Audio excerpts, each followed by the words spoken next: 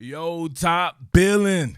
Instant reaction from your boy after the absolute ass whipping of a lifetime Alabama put on the Ohio State University. So, first of all, shout outs to Ohio State for getting to the national title game. Definitely a team to watch for in the future, man. Saw a lot of young stars out there on both sides of the ball, even along the line of scrimmage on the offense and defense, really, right? So Ohio State will be a team to be reckoned with in the future. It just wasn't their year to be going up against this particular Alabama team, right? So obviously you guys saw that I did neutral film analysis throughout the entire week, right? I volleyed back and forth between what Ohio State could attack on Alabama or what the strengths and weaknesses are on Ohio State. Just did it like that, right? So, of course, had some of the absolute worst fans who cannot take neutral film studies, and they take everything to think that somebody is disrespecting their team, right? When in actuality is no team is flawless. No team is flawless. Ohio State has some really good fans show up to the channel.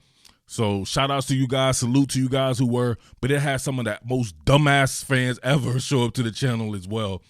And I'm pretty sure these guys won't be showing back up to the channel to collect their just desserts. So I'm challenging everybody to actually, right? I wouldn't normally be this petty, but go back through some of those film studies, look in the comment section, and make sure those guys hear from you, because some of these guys were absolutely crazy. I mean, you can't start analysis off by talking about what happened in 2014. The hell does that have to do with the present day? None of those players are on the team. I don't get what that means, right? So if somebody's talking about level of competition, this is something to me that really showed itself. I didn't think that Alabama would be shocked by anything Ohio State brought to the table. Not at all. You cannot sit there and say that a team like Texas A&M playing against a team like that with all those NFL-ready defensive players and offensive players, offensive line, one of the best offensive lines in the entire country, wide receivers galore, defensive backs, or whatever like that. That's what prepared you for a one-game scenario like this, right? Same thing going against Georgia and all those NFL players that it has. Even a team like LSU, Florida, right? So when I said that, I thought Florida had the best passing attack in the country. Hello, it's because of the scheme and the players involved in it and how they are schemed up, right? Kyle Pitts, Kadarius Toney, and all these guys. That, my friend, is how you play passing offense. Not a good running offense or anything like that. Same thing with Ole Miss. Schemed to death with Lane Kiffin. They have those guys that fit the bill to play that style of ball. Alabama's already seen that. If you're trying to equate Nebraska and Michigan State, Indiana, Northwestern with Alabama, to me, that's a culture shock. Now, keep in mind, they did see Clemson, but I thought this was one of the poorest Clemson teams there were. It just is. It's one of those Clemson teams you'll look back on and be like, damn, those people were starting on Clemson? That's what you're going to see, right? It just to me, would not help you prepare to see that type of speed, athleticism, physicality, and the scheming, right? Steve Sarkisian scheming his ass off. Got to give mad love to Pete Golden and those guys on the defensive side of the ball for Alabama, because they came with the goods and they had a great game plan to limit the big plays, and they were getting pressure up front. Just a masterful game plan all the way around. Didn't even need Najee Harris to really get off like he would. I knew how Ohio State had some boys up front that could get after it in the run game, but I thought to myself, this was the absolute worst Ohio State secondary that I've seen in a long-ass time. Every single person that started on Ohio State secondary, in my opinion, would be a backup on a really good Ohio State defense. Even Sean Wade. He was a nickel at first. You wouldn't start Sean Wade over Damon Arnett and Jeffrey Okuda or Denzel Ward or whomever, guys like that, right? But he's your number one player, so keep that in mind. Whereas Alabama, on both sides of the ball, on the greatest Alabama teams, you would say that a lot of these guys would still start and find their way in the rotation. Up and down the line of scrimmage, for real, right? So maybe you have some guys like Jonathan Allen, these guys who were super elite premium, but man, guy like Christian Barmore and DJ Dell, these guys are rotating, right? They're losing players, and I'm thinking like, damn, man, these guys already had lost Malachi Moore, then lose Jordan Battle. Then I see they bring in Daniel Wright, and of course DeMarco Helm's already out there, and I'm like, Okay, this is not that bad. They still have dudes, right? They're not even mentioning Dylan Moses' name on the telecast. He's like an afterthought right now. Christian Harris flying to the ball, and like I said before, the guys up front. This team is just loaded, man, absolutely loaded, and it caught fire defensively. And to me, the defensive matchups favored them with Ohio State. Couldn't get Chris Olave off. If you couldn't get the guys off in the slot trying to get vertically, then what were you going to do? Now, the injury to Trey Sermon, that's tough, man. Can't front, right? But the first snap off, your man get his collarbone turned to sawdust. Hey, it's real in the field out there. Them boys hitting. So it is what it is on that front. But still, to me, Master Teague, Marcus Crowley, and all these guys, they're pretty talented, right? But you can just see the difference in talent to me. That's why I said I didn't think Ohio State was in the same talent bracket with Alabama. I thought Georgia is, right? Georgia, Alabama, these guys 1A, 1B. To me, Ohio State kind of messed up on one recruiting class. I think it might be 2019 or something like that. So the depth there, the high premium quality players, especially on the defensive side of the ball. Would you normally see a guy like Tough Borland starting at Ohio State, at least in recent memory, with Raekwon McMillan and these guys that they've had? Let's be real here. I like Pete Werner. That kid can play, but he probably will be a reserve player as well. We're the elite guys on the defensive line of scrimmage on the edge. Zach Harrison, he's pretty good. Tyler Friday, he's all right. Tyreek Smith, I think, is pretty good. He didn't play, so I will acknowledge that. Tommy Togiai, to me, he plugs the run or whatever. They still did pretty good against the run, but way too many weapons for Alabama. Jalen Waddle out there just hobbling around. He wasn't even really a factor, and he still was able to do a little something. John Mechie's going to be the man in the future, but Devontae Smith, what else can you say about that man? Huh? What else can you say in pretty much one half of football? He destroyed it. He was destroying everybody. He turned everybody into community loving, if you get what I'm saying, right? Come on, this top Billy, we got to say it, right? He turned everybody into community pussy.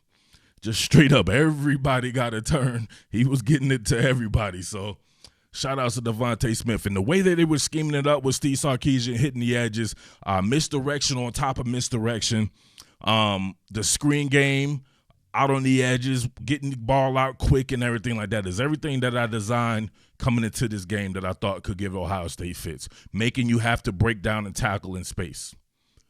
That's a tough road to hoe. Tough road to hoe, man. This, I don't know what to tell you. This was a complete ass whipping. So, man, moving forward with Alabama next year, I think they should still be pretty good. And it might end up turning to where, like, the defense is back now. The defense will take a step forward with Bryce Young and those guys, John Mechie, Jaleel Billingsley out there. They are loaded at running back beyond the guys that you saw today, the seniors, Brian Robinson and Najee Harris. A guy maybe like Keenan Christon come back or something like that. But shit, these guys have some dudes. Trey Sanders is on deck. The offensive line, losing Landon Dickerson and some of these guys or whatever like that, but they've recruited like you wouldn't believe on the offensive line now, and they stepped up their recruiting on the offensive side of the ball to really match the defense.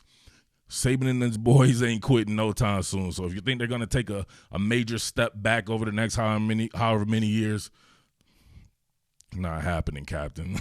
I hate to break it to you, but there's going to be some other boys out there playing some ball next year as well. I'm excited to see some other guys, even like an A&M and an Ole Miss and a Georgia and LSU coming back next year. So it's going to be fun next year as far as Ohio State goes. Man, I think Ohio State's going to be very good as well. Like I said before, a lot of young players out there. Their receiving core is going to be outstanding. Whomever's the quarterback is going to walk right into a very good situation, even amongst the offensive line. Got a couple of bookend tackles there. But shit, they're going to have to wear this one right here, man. And you guys going to have to wear that shit off in the comment section for talking all that shit to your boy Murf here, man. I'm just trying to cover football. It's not that serious. It ain't that serious, baby. Just let me cover football and point out strengths and weaknesses just like I thought, right? So I thought Shaun Wade would have a tough time with Devontae Smith. He probably have a tough time with pretty much anybody, especially with Mac Jones throwing on the ball. Now, I said this, right? I said I thought Mac Jones was as good as Justin Fields, if not better. And I'm talking about college football, not moving it forward to the NFL. I don't know about the NFL. We're talking about the here and now. Mac Jones is that dude. As far as the nuances of quarterback play, he's got Justin Fields beat pretty easily. You see that man going through his progressions, his pocket presence and pocket awareness, the ability to evade in the pocket. And he took off a couple of times, right? Not his game, but he still showed that he could take off, get you 8-10 yards if necessary right there. I think he hurt himself. He had hurt himself the game before in Notre Dame too, I noticed, when he took off and kind of jumped, slid or whatever like that. So he's got to get better with that. But, man, they took away some of his weapons, and he was still dealing, right? He was out there dealing like some of these guys back on the day, right? Up in the PJs, they were dealing. So my man was dealing that full 3-card Monty or whatever you want to call it. Mac Jones, baby. So as far as Justin Fields goes, I don't know. Without that run game, he looks a little bit different to me. To me, Trey Sermon was the MVP of that team. The way Trey Sermon was running the ball, or when Master T was hot, to me, Justin Fields becomes a little bit more hotter with the play action and everything. But just him doing it by himself, man, look pretty pedestrian. But we know he has a load of talent, and we should see him very high in the draft. Has a high ceiling, no doubt about that. Really good arm talent. Just has some stuff to work on there. So accuracy sometimes, especially if it's not going his way early, the rhythm or whatever. But he was still out there doing his thing too, man. So hats off to Justin Fields. And, man, maybe they can stop talking about that Justin Fields, Jake Fromm shit now, right? Neither one of them could get past Alabama. So unless you know how great Alabama is, we can put that to bed from now on. It is what it is on that front. So there you have it. But, man, y'all got to let me know what you think about Alabama and this ass whooping, and where did it go wrong for Ohio State. Can't use injuries or COVID as an excuse. Alabama was dropping like flies too. He even dropped Devontae Smith. That's scary. You drop the best player on the team, on either team, that's scary. And with 2 quarters to go, and they still were able to put up a little bit of points. So 52 points on Ohio State. Ohio State getting a 24. Cannot compare Alabama to Northwestern. Can't compare them to Indiana, Michigan State, and these teams like that. So it's just a different way of operating. And hey, man, lesson learned right there on that particular aspect for those who thought that talking about 2014 and shit like that mattered. It is what it is right there. But still, much love to Ohio State. I have mad love for Ohio State since I was a little kid, so it's bittersweet from that standpoint. But much love to Alabama for 7th national, or Nick Saban's 7th national title. 6, I believe, under Nick Saban, something like that. I don't know. I'm losing count here. And many more to go. So let me know in the comment section what you thought about this one. Have at it, right? It's your boy Murf, the Underground King. Of course, I'll come back with the film studies and stuff, but I just wanted to get a quick instant reaction. And damn, straight prison loving, right? Peace. What more can I say? Top billing.